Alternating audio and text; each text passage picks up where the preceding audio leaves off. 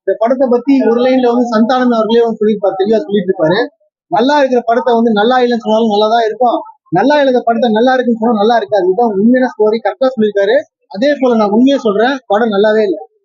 இப்ப நான் நல்லா இல்லைன்னு சொன்னேன்னா அந்த படத்தை வந்து நல்லா இருக்குன்னு சொல்லிட்டு பார்த்தான்னு வச்சுக்கோ, அப்புறம் எங்களை திட்டுவான். உங்களை நம்பி நான் படம் பார்த்தேன், நல்லா இல்லாத படத்தை ஏன்டா நல்லா இருக்குன்னு சொன்னீங்கன்ட்டு.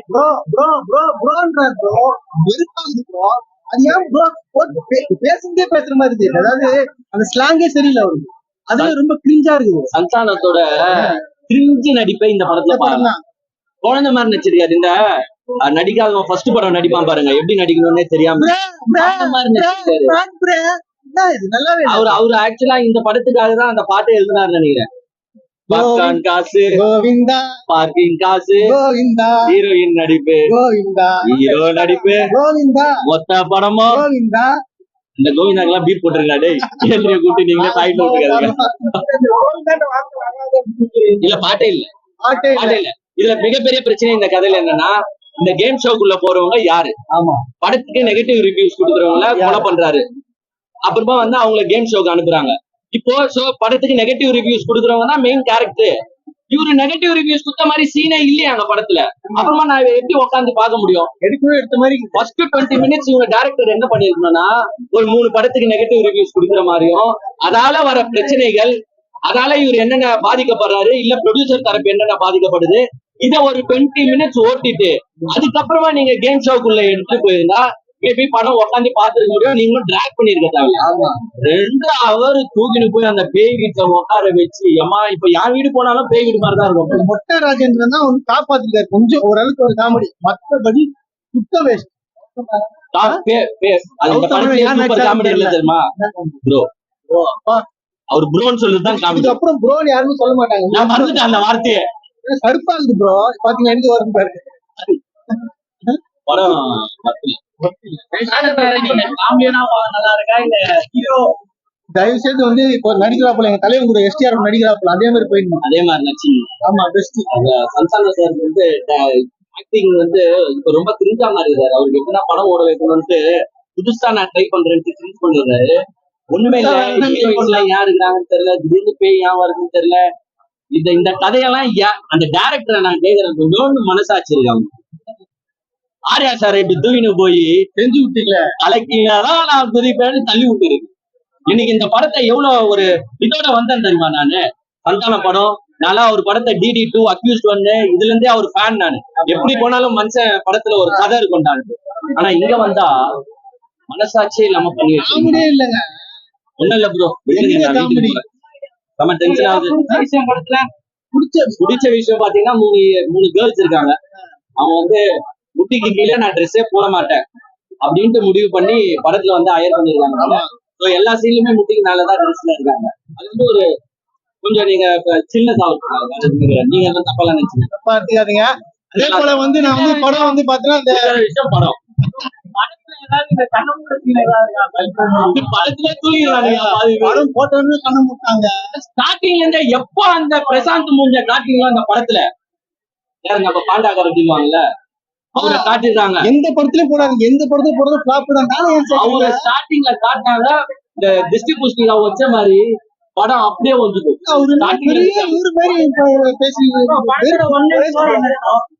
மூவி நெகட்டிவ் ரிவ்யூஸ் பண்றவங்க அவங்கள வந்து நம்ம செல்வராகவன் வந்து கொலை பண்றாங்க. ஏன்னா இஸ் அ டைரக்டர்.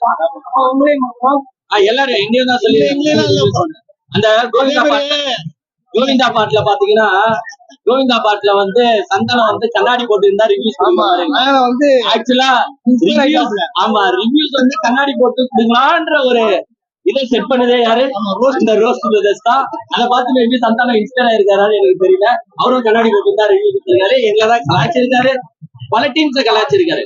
பட் என்னன்னா, இந்த கலாய்ச்சித வந்து காட்டி இருந்தால் கொஞ்சம் நல்லா இருந்துச்சு. அவரே அவரை கலாய்ச்சார் லாஸ்ட்ல, அவ்வளவுதான். DD நெக்ஸ்ட் ஒரு படம் பார்த்துட்டு வரேன். சுத்தமா வந்து காமெடியும் இல்ல, பயமாவும் இல்ல, எதுக்கு எத்தானதுன்னு தெரியல இந்த படம். என் தெரிஞ்சு ட்ரை பண்ணாம தெரியலாம், வேற ஏன்னா ஒரு நல்ல கதையை எடுத்து நல்ல கான்செப்டா போட்டுடலாம். சொதப்பல் தான் படம். இல்லங்க அதெல்லாம் வந்து நல்லா இருந்ததுனால தான் வந்து பாட்டு நெக்ஸ்ட் ட்ரை பண்ணாங்க. பட் இதுக்கப்புறம் நெக்ஸ்ட் ட்ரை பண்ண முடியாது. ஏன்னா வந்து படம் சுத்தமா சாதிச்சு எல்லாம் மிக்ஸ் பண்ணி வச்சுக்கிறாங்க காமெடி பேய் சொல்லிட்டு. ஆனா சைக்க முடியாத விஷயம் என்னன்னா எதுவுமே நல்லா இல்ல, செட் ஆகல, எதுவுமே சிரிப்பே வரல சுத்தமா. அந்த மாதிரி இருக்குது இல்லையே. அதுதான் ஆச்சரியமா, சந்தனம் பத்திரம் காமெடியே இல்ல. அது மாதிரி இருக்கும்போது எங்க நம்ம என்னத்த ரசித்து சொல்லும் போகலாம், எதுவுமே செட் ஆகல. கான்செப்ட் ரிவ்யூ வருன்றாங்க, அது என்ன ரிவ்யூன்னு ஒழுங்கா காட்டல, சரியாவே எடுக்கல. அதுக்கப்புறம் தியேட்டருக்குள்ள போறாரு, படத்துக்குள்ள போறாரு, அதுக்கப்புறம் வந்து எல்லாரும் சாவ வச்சுட்டு உயிரோட இருந்தாதான் வெளியே வரணுமா, அந்த மாதிரி வெளியே வந்துறாரு. உள்ள நடக்குது எதுவுமே லாஜிக்காவும் இல்ல. லாஜிக் எல்லாம் சிரிப்பாச்சும் வரும், சிரிப்பா விளையாடும் போது எது அந்த கதை எதுக்கு எத்தாங்கன்னே தெரியல. ஒரே காண்டு தான் ஆகுது படம் பார்த்து. சாங்கெல்லாம் வச்சு ஒண்ணுமே இல்ல. அந்த கிஷா பல்ல தூக்கிட்டானுங்க. மியூசிக்கே நல்லா இருக்குது, அந்த பேய் மியூசிக் போட்டுக்கிறாங்க. ஆனா அது செட் ஆகுதான் பாத்தீங்கன்னா செட் ஆகல. அதாங்க மாட்டேன். ஹீரோயினை போய் பேயா போடுறானுங்க, 2 3 கேரக்டர் அப்போ பேயா போடுறானுங்க. அது வந்து சுத்தமா நம்மளுக்கு பேயின்ற ஃபீலிங்கே வரல நம்மளுக்கு. அந்த அளவுக்கு ரொம்ப மட்டமா இருக்குது. எந்த காமெடியும் நல்லா இல்ல ப்ரோ, சிரிப்பே வரல ப்ரோ. சந்தானம் சொல்றேன், சந்தானகிட்டே காமெடி இல்ல இந்த படத்துல. அவர் ஏன் அந்த மாதிரி பண்றது தெரியல. காமெடி என்ன போலாம், அதான் சொல்லுவேன். வேணாம், வேணாம். இதான் நிறைய படம் குத்தாச்சு, செட் ஆகல. டிடி ரிட்டர்ன் 4 அப்படி சொல்லலாம், இல்ல டெவில் டபுள் நெக்ஸ்ட் லெவல் அப்படின்னு சொல்லலாம். சந்தான மூவி ஆக்சுவலி ஒரு ஒன் டைம் வாட்சபிள்னு சொல்லலாம். சரியா அப்படின்னா படத்துல உட்காரவே முடியலன்னு சொல்ல முடியல. ஏன்னா எங்களுக்காண்டி சப்போர்ட் பண்ணி படம் எடுத்திருக்காங்க. ஸோ அப்படிலாம் சொன்னா நாங்களே அடிச்சுக்கிற மாதிரி இருக்கும். அது ஒரு விஷயம். அதே நேரத்துல பாத்தீங்கன்னா படம் ஓகோ ஆகோ மாசு மரண மாசுடா, ஒரு 10 தடவை பார்க்கலாம்டா அப்படின்னு சொல்ல முடியாது. அந்த அளவுக்குலாம் நீங்க எதிர்பார்க்காதீங்க. ஒரு ஒன் டைம் சும்மா ஃபேமிலியோட டைம் பாஸ் பண்ணணும் அப்படின்னு நினைச்சா போய் பார்க்கலாம். கான்செப்ட் ரிவ்யூவர் தான், நாங்க தான் கான்செப்ட். ஆக்சுவலி வந்து அதுல ஒரு விஷயத்த டைரக்டர் உண்மையிலே தேங்க்ஸ் சொல்லணும், பாராட்டவும் செய்யணும். ஏன் அப்படின்னா எங்களை வந்து கீழே கழுவி ஊத்துறாங்க கமெண்ட்ல. எதுக்கு திட்டுறாங்கன்னு தெரியல, ஏன் திட்டுறாங்கன்னு தெரியல, எதுக்குடா நான் சரிப்பட்டு வர மாட்டேன் அப்படிங்கிற காலம் அந்த அளவுக்கு கேள்வி கேட்காங்க. 2வது என்ன லாங்குவேஜ்ல திட்டுறாங்கன்னே புரியல ப்ரோ. அதை கூகுள்ல சர்ச் பண்ணாலே கூகுளே எங்களை காலி தூக்கி போமாங்குது. அந்த அளவுக்கு ஒரு லாங்குவேஜ் எல்லாம் கண்டுபிடிச்சு திட்டுறாங்க. அப்படி இருக்கிற இந்த சமயத்துல வந்துட்டு ஒரு ரிவ்யூவருக்கு சப்போர்ட் பண்ணி வந்து படம் எடுத்தது வந்து ரொம்ப நல்ல விஷயம் தான். ஏன்னா படத்துல ஒரு ஒன்லைனா சொல்லணும் அப்படின்னா, நீங்க எவ்வளவுதான் நெகட்டிவ் ரிவ்யூ கொடுத்தாலும் படத்துல கதை நல்லா இருந்தா படம் ஓட போகுதுயா. எவ்வளவுதான் பாசிட்டிவா மாங்குன்னு 5000 10,000க்கு பேசுற 5000 10,000 வாங்க மாட்டோம். 100 200க்கு 5000க்கு 10,000க்கு பேசினாலும் படம் ஓட போறது கிடையாது. படம் நல்லா இல்லைன்னா ஓடாது அப்படிங்கறத ஒன்லைன் தான் படம். இதுதான் படம். இதை மட்டும் தான் பேசிருக்காங்க. இதுல ஹாரர் அண்ட் காமெடி ஜானர்ல எடுத்திருக்காங்க. பட் எனக்கு என்னன்னா எங்கேயுமே வந்து எனக்கு ஹாரரும் தெரியல, எங்கேயுமே காமெடி ஜானரும் தெரியல. இல்ல இதுதான் லெவல். இது என்ட்டு முடிச்சிட்டாங்க. ஏன்னா எவ்வளவு நாளைக்கு தாங்க வில்லனை சாகடிச்சாதான் வந்து படம் எண்ட் ஆகும்னு சொல்லுவாங்க. இங்க ஹீரோவை செத்து போயிருவாரு கடைசியா. எதுக்கு ஹீரோவை செத்துட்டோம்னா படமே முடிஞ்சு போச்சுல, நெக்ஸ்ட் லெவல் போக முடியாதுல அப்படின்ட்டு. அதுதான் எனக்கு டவுட். எனக்கும் அந்த டவுட் இருக்கு. என்ன அப்படின்னா நம்ம ஹாரர் மூவினாலே சுந்தர் சி காலத்திலே வந்துருச்சுங்க. ஒரு காமெடி அண்ட் ஹாரர் சேர்ந்தா மட்டும்தான் ஹாரர்னு மாத்தினாங்க. அதுக்கப்புறம் வந்து பேயை வச்சே காமெடி பண்ண ஆரம்பிச்சாங்க. கடைசி பேயை அழகழகா கட்டி லவ் பண்ண ஆரம்பிச்சிட்டாங்க. பேய் கூட எல்லாம் லவ் பண்ணி கல்யாணம் பண்ற லெவலுக்கு போயிட்டாங்க. இப்படி இருக்க இந்த டைம்ல வந்து காமெடியே இல்லையோ அப்படிங்கிற மாதிரி தோணுச்சு. ஒரு ஹாரர் நீங்க குடுக்குறீங்க, அந்த ஹாரருமே அந்த அளவுக்கு ஒர்க் அவுட் ஆகல. அதே நேரத்துல காமெடியுமே அந்த அளவுக்கு ஒர்க் அவுட் ஆச்சான்னு கேட்டா இல்ல. ஏன் அப்படின்னா சந்தானம் சார்ன்னு சொன்னாலே ஒரு டைமிங் கவுண்டர் நமக்குள்ள ஒரு ஃபீல் இருக்கும். அவர் கொடுக்குற அந்த கவுண்டருக்கு தான் எல்லாருமே ஃபேன்ஸ் அப்படின்னு சொல்லுவாங்க. அந்த கவுண்டர் வந்து இந்த படத்துல எல்லா இடத்துலயுமே மிஸ் ஆன மாதிரி ஒரு ஃபீலா இருக்கு. ஏன்னா கவுண்டரே அவர் கொடுக்கல, ஃபுல்லா கதையோடய டிராவல் பண்ற மாதிரியே இருக்கு. எனக்கு அந்த கவுண்டர் மிஸ் ஆனது படத்துல ரொம்ப ஒரு பெரிய மைனஸா தெரியும். என்ன சொல்றது, டிடி ரிட்டர்ன்ஸ் மாதிரி இருக்கும் அப்படின்னு சொல்லிட்டு தான் வந்தது. ஏன்னா அந்த படத்துல இந்த அப்படிங்கிற இல்ல, அந்த ஒரு 4 நிமிஷம் காமெடிக்கு வந்து இந்த படம் ஈக்குவலே இல்லைன்னு தான் சொல்ல முடியும். பிலோ ஒரு எக்ஸ்பெக்டேஷன் தான் சொல்ல முடியும். படம் டெக்னிக்கலா செம படம், நல்ல சவுண்டா இருக்குது. எப்படின்னு கேட்டீங்கன்னா ஒரு ஹாரர் படத்துக்கு ரொம்ப இம்பார்ட்டன்ட் எதுன்னு கேட்டோம்னா நம்மளுக்கு மியூசிக். அந்த மியூசிக்கை வந்து தரமா செலக்ட் பண்ணிருக்காப்ல. அதே மாதிரியே கேமரா ஒர்க் எப்படின்னு கேட்டீங்கன்னா சூப்பரா இருக்கு. டி எல்லாம் சூப்பரா இருக்கு. ஒரு கடல்ல வந்து ஒரு ஷிப்பு போகும், அதெல்லாம் ஒரு ஷாட் வச்சிருப்பாங்க, ஒரு ட்ரோன் ஷாட் வித் லைட்டிங்கோட. ஸோ அப்படி ஒரு என்னமோ நம்ம என்ன சொல்ற தாய்லாந்துல இருந்த மாதிரி இருக்கும், அந்த மாதிரி ஃபீலை கொண்டு வந்துட்டாங்க.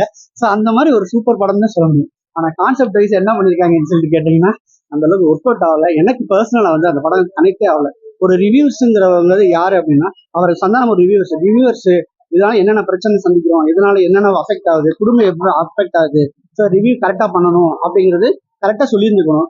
ஒரு நல்ல படத்தை மொக்க படம் டைரக்டர் செருப்பால அடிக்க போறேன் அப்படிலாம் என்ன சொன்னாலும் சரி அது ஓடுறதை தடுக்க முடியாது. ஏன்னா அது நல்ல படம், நல்ல கான்செப்ட் இல்லை. அதே மாதிரி ஒரு மொக்க படத்தை காசு வாங்கிட்டு படம் சூப்பரா இருக்கு, இந்த மாதிரி படத்தை நான் வாழ்க்கையிலே பார்த்ததில்லைன்னு சொன்னா கூட அது ஓடாததை தடுக்க முடியாது. இந்த சிங்கிள் கான்செப்ட்னா எல்லாத்துக்குமே பொருந்தும். ரிவ்யூவர்ஸ் யாருமே எதிரிகள் கிடையாது. அவங்க ஏன் ரிவ்யூ கொடுக்குறாங்கன்னா அவங்க அதுல அவங்களுக்கு ஒரு ஹாப்பி, சரி நல்ல படத்தை நம்ம சொல்றோம்னு சொல்லிட்டு அந்த ரிவ்யூனால இப்படி எடுத்துக்கலாமேன்னு சொல்லிட்டு நம்ம திருத்திக்கிட்டு அடுத்த படத்தை அப்படி கொண்டு வரணுமே தவிர அவங்களை எதிரியா பாக்குறது ரொம்ப என்ன சொல்றது தப்புன்னு நான் என்ன பொறுத்தவரை நான் நினைக்கிறேன். ஸோ அது அந்த ஒரு கான்செப்டை வச்சு என்னன்னா ஒரு ஷார்ட் ஃபிலிம் பண்ணிருக்கலாம், ஒரு ரீல்ஸ் பண்ணி ஒரு மாதிரி பண்ணிக்கலாம், ஒரு சின்ன போர்ஷன் படத்துல அப்படின்னு சொல்லிட்டு பண்ணிருக்கலாம். ஏன்னா அந்த பாண்டா இருக்காப்ல இந்த படத்தை பண்ணும்போது பாண்டா டே நீ யானடா இது பண்ண அப்படின்னு ஒரு சின்ன காமெடி பண்ணி விட்டுருக்கலாமே தெரியும். ஒரு ஹாண்டட் ஹவுஸ்ல இந்த பிரச்சனையை பத்தி பேசுறதுக்கு போறோம் அப்படின்னா நம்ம உள்ளுக்குள்ள போகும்போதே நமக்கு பயம் வந்துடும். ஐயோ இவன் போறாரு சந்தோனம் திரும்பி வருவாரான்னு தெரியல, அந்த பயம் ஒண்ணு. அந்த பயம் சுத்தமா இல்லை. ஏன்னா ஏற்கனவே ஆரம்ப காலகட்டத்திலேயே பேயை வச்சு ஓட்டி ஈட்டி ஒரு மாதிரியா பண்ணுன கூட்டம் இது.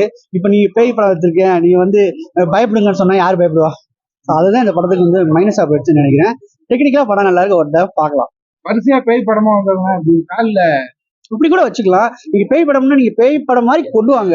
நீங்க பேய் படத்தை வச்சு காமெடி பண்ணி ஓட்டிவிட்டு இப்ப நான் பேய் படம் எடுத்துக்கேன் நீங்க பயப்படுங்கன்னு சொன்னா எங்க பயப்படுறது? நீங்க கொண்டு வந்ததே தப்பா கொண்டு வந்துட்டீங்க. அதே சொல்ல முடியும். காமெடியில எதுவுமே ஒர்க் அவுட் ஆகாது. சொல்லல இந்த அப்படிங்கிற அந்த ஒரு 4 நிமிஷம் காமெடிக்கு இந்த ஒட்டுமொத்த படத்துல உள்ள காமெடி ஒர்க் அவுட் ஆகுது. அவர் இதுக்கப்புறம் நான் கண்டிப்பா காமெடியா போயிடுவாருன்னு நினைக்கிறேன். ஏன்னா இந்த படத்துக்கு கிளைமாக்ஸ்ல போடுறாங்க டிடி நெவர் எண்ட்ஸ் போடுவாங்க போல. நீங்க நெவர் எண்ட்ஸ் படத்துக்கு போடுறீங்களா இல்ல ஒரு ப்ரொடியூசருக்கு போடுறீங்களான்னு தெரியல. அவங்களுக்கு தயவுசெய்து எண்டு கார்டு போட்டுறாதீங்கன்னு தான் நான் சொல்லுவேன்.